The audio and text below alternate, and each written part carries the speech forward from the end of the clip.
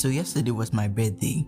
At the time of this recording, and I was happy and filled with gratitude for how far I'd come. And I got a ton of well wishes and the likes.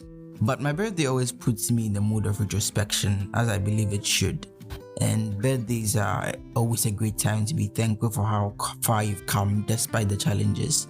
And to my luck, my birthday also ties in with the Christmas holidays and the end of year celebrations, where generally everyone is jolly and taking their year into account. So, in the spirit of the festivities, I will be briefly retrospecting on how my year has been, the good, the bad, and the ugly, without, of course, revealing super personal details. Let's kick things off with the good. So, off the top of my head, I finally completed school. After 16 years of going to school, I can finally breathe. That is, well, from problems of school. I'm now facing the reality of the real world, so I guess it's more of a trade. Out of the frying pan into the fire. The jump from school to the real world has been very drastic, I'll admit. I'm still dealing with the change, but overall, it's been an exciting experience. But I'm now free to do whatever I want to do, and that freedom is exhilarating. Adjusting to the change, however, has been a different experience on its own. It has felt and still feels like time is never on my side. But I guess it's a game of priorities, and I intend on winning, so you're good. And last year, I promised to put myself out in the open more often, so I meet people and connect with new people. And I think I've seen some significant progress with that. I'm no bestie, but I've met a couple of great people that I'm glad to know. As someone who enjoys a lot of me time, this is a big deal. So kudos to me. Well, it hasn't been all rosy though. I've met a couple of folks that aren't exactly sociable. So there's that. But those experiences aren't discouraging, honestly. So here comes the bad stuff. So again, off the top of my head, oh dear. Yeah, so I'm still at it. Overthinking, the serial procrastination, the bad habits. Honestly, I don't even know why I'm still fighting this anymore. I might as well just live with it. Okay, no, on a more serious note, yeah, there's nothing wrong with this completely human stuff when it happens occasionally, but on a regular, then we have a real issue. Yes, I did do some unconscious self-sabotaging this year, which I'm not super proud of. But I eventually realized I was doing it, but it was too late, so there's some progress, I guess. Oh, and yeah, I did write New Year resolution list like everyone does, and I don't think I even did one of them. Oh dear, that's really bad. Why did I write in the first place? Now, before you say anything, I have excuses, but they're just that, excuses. And they still don't justify my intentional negligence.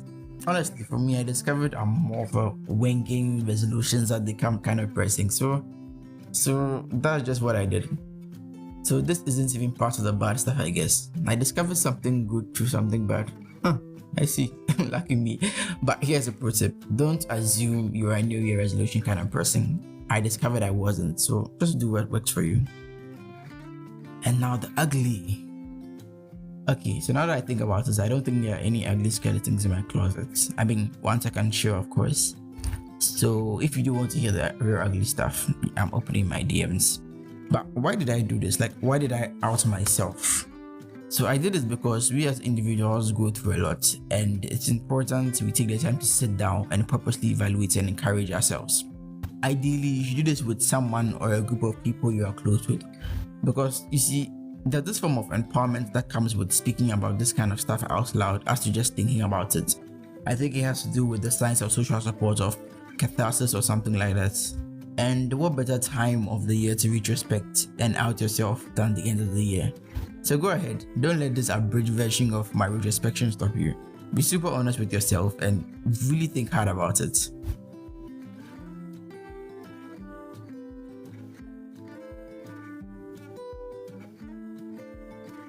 Now, this segment is for those who stayed all the way to the very end of the episode. Congratulations to you, you found an Easter egg, or well, it's not Easter, but anyway. So I've been getting a lot of requests to explain what the podcast really is about, and people have been misinterpreting the name Unconventional Engineer. So let me explain. So I started the Unconventional Engineer podcast to help people like me who want to engineer almost every aspect of their lives, and the word engineer as a verb means to design or to build or to maintain.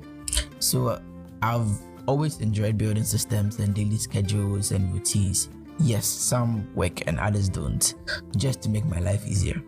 And I want to share that knowledge with every listener on the podcast. Now, just to clear the air, I didn't study engineering in school. Well, I kind of did, but it's not the engineering you're thinking about. No information on that, unfortunately. But the sole goal of the podcast really is to help folks engineer their lives, and as the name suggests, in an unconventional manner, unlike the folks that learn the stuff in school, obviously. So yeah, that is pretty much what the podcast is about. If you still have questions and thoughts on why I'm still calling it unconventional engineer, you can hit me up on my social media. So yeah, that is what the podcast is about.